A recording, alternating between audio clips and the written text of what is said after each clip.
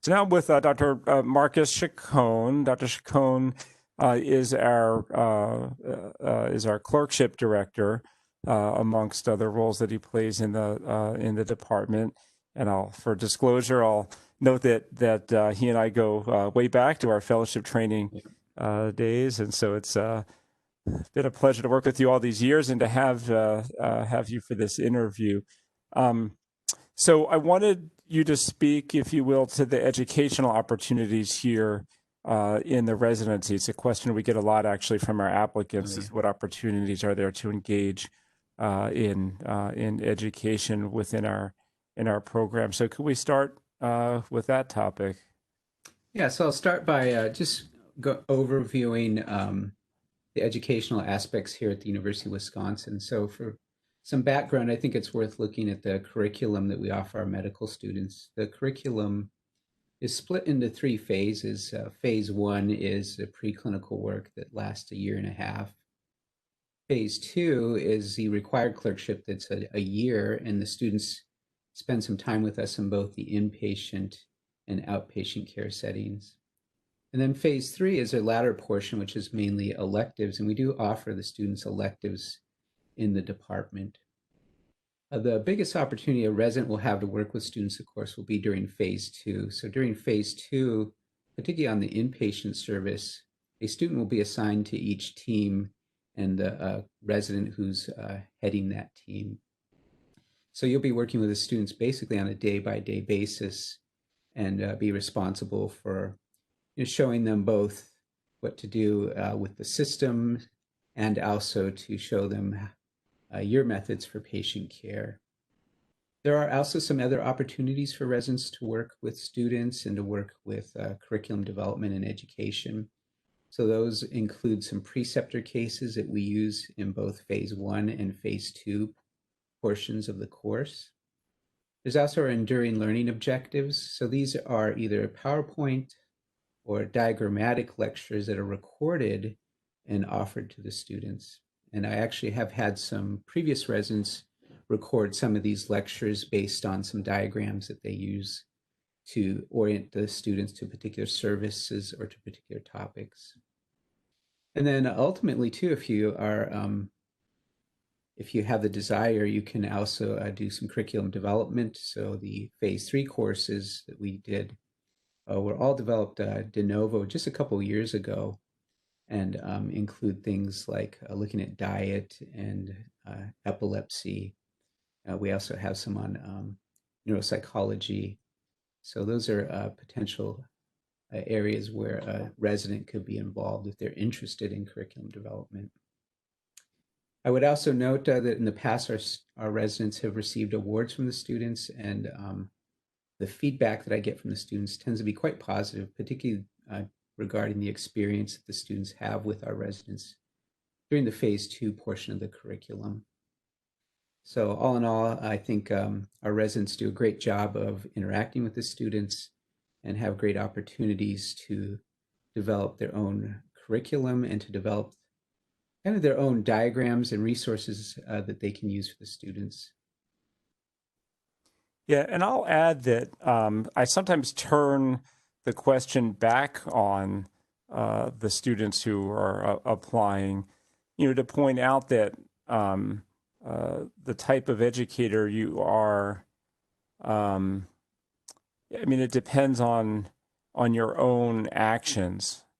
Everybody's had the experience of being the medical student underfoot and not sure how to find that right balance of being helpful versus being underfoot and in the way. And there's this transition when you become the intern and the resident in neurology, where now you're working with medical students who are trying to learn, and you need to develop the skill of bringing them under your wing and teaching them medicine and having them be, feel included as part of the team, that their contributions are valuable, while also being efficient yourself and answering pages and putting in orders and writing discharge summaries and stuff. So, so sometimes the question is, well, what kind of resident are you going to be? You want to recruit the ones that are going to be good role models and teachers for the the students under them. You'll spend a lot more time in your career as a teacher than as a student, at least in the traditional sense. Yeah, I completely agree. I think one of the things we look at with our residents and our faculty is, do they provide really exemplary behavior, whether it be interacting with other members of the care team, or their interactions with the patients or other learners. So I think we do look to everyone who's involved with the learners, faculty on down to residents, and to the students themselves, to really demonstrate really good behaviors and inclusive behaviors in the learning environment.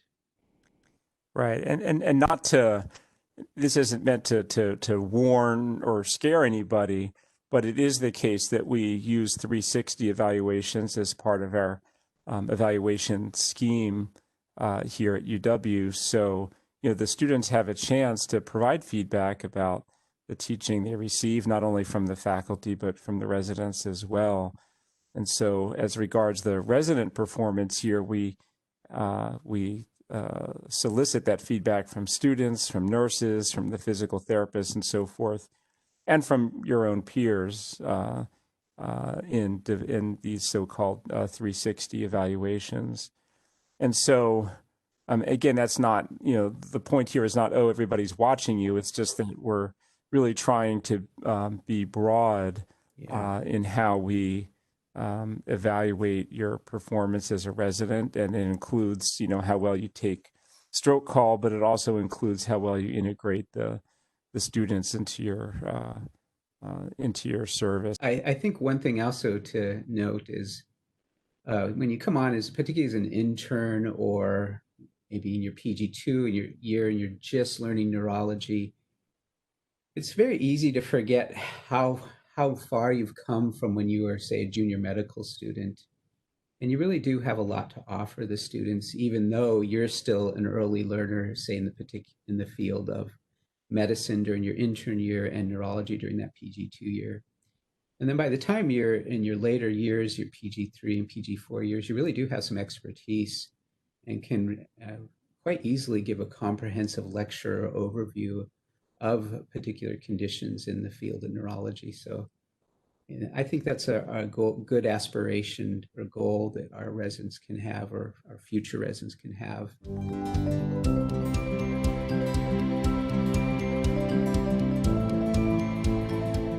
I know that you're involved in some initiatives here at the medical school level, specifically to promote diversity and inclusion here at UW. So I was hoping you could speak a bit to that and some of the specific programs that you're involved in.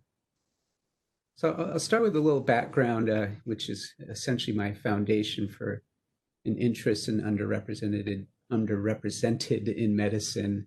So I was born and raised in Southern California, and my entire family on both sides had immigrated from Mexico during the Mexican Revolution. So I really have had a bicultural experience with multiple generations growing up in California. That, in conjunction with the clearly demonstrated disparities in healthcare, has really led me to a point where I think, as an institution, we have a responsibility to train doctors who can serve and represent a variety of communities. So I think that because of this, I do have a desire in having diversity in our field, and that we have a commitment to the communities we serve and represent. Another point I would like to make regarding that is really looking at the generation of students and residents coming through right now. So as you may know, Generation Z, which is the current cohort of students, of course, the country's most diverse population that we've seen amongst the generations. So I think they probably recognize this more than the older generations do, and can see that we would want to have, again, a commitment to the various communities that we serve. One thing that I would point out regarding this is to look at the institutional mission statements, and that can include the University of Wisconsin, University of Wisconsin School of Medicine and Public Health, and UW Health. And if you look at these mission statements, they do all include, directly in the talking points, in the primary points of the mission statement, they include a commitment to diversity and inclusion. One program I'm particularly proud of and I am involved in is our BEAM program. So BEAM stands for Building Equitable Access to Mentorship. And this is a program that was just launched a couple years ago. And what we set out to do is we gathered a cohort of faculty, and the faculty then underwent training in mentoring in scientific fields. So this is actually evidence-based training where the training has been tested before to see if it helps with recruitment and retaining faculty and members of the scientific community from diverse fields or diverse backgrounds. So we just, again, started this a couple years ago, and I just finished with my first two mentees, and we'll be getting a couple more mentees coming up here in the next few weeks. I would like to point out too that the School of Medicine has made a commitment to consider diversity in its recruitment of classes, and this is nicely shown in the last couple years in the classes they've recruited.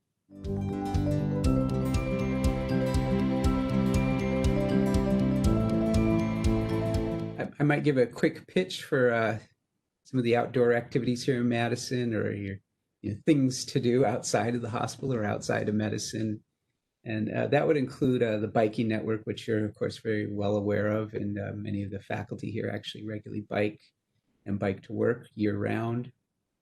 There's an extensive trail system, both the city and a rails to trail system that extends out from the city. So you can easily go on a 2 to 4 hour ride on a rail to trail and have a very nice trip out into the countryside. And then the other, of course, is, I do like to do regular runs, both half marathon and marathon. And we actually have some real nice runs here, both in Madison and in the state of Wisconsin.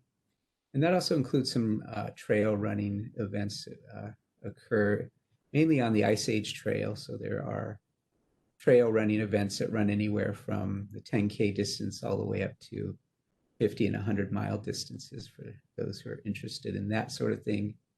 This trail system of the Ice Age Trail is also a real nice feature for hiking, if that's your interest. That'd be my kind of pitch for the regular outdoor things to do here in Madison. And I guess to end, look forward to interviewing our students and prospective residency candidates, and look forward to hearing your questions and to seeing if we'd make a good match for you for your neurology training.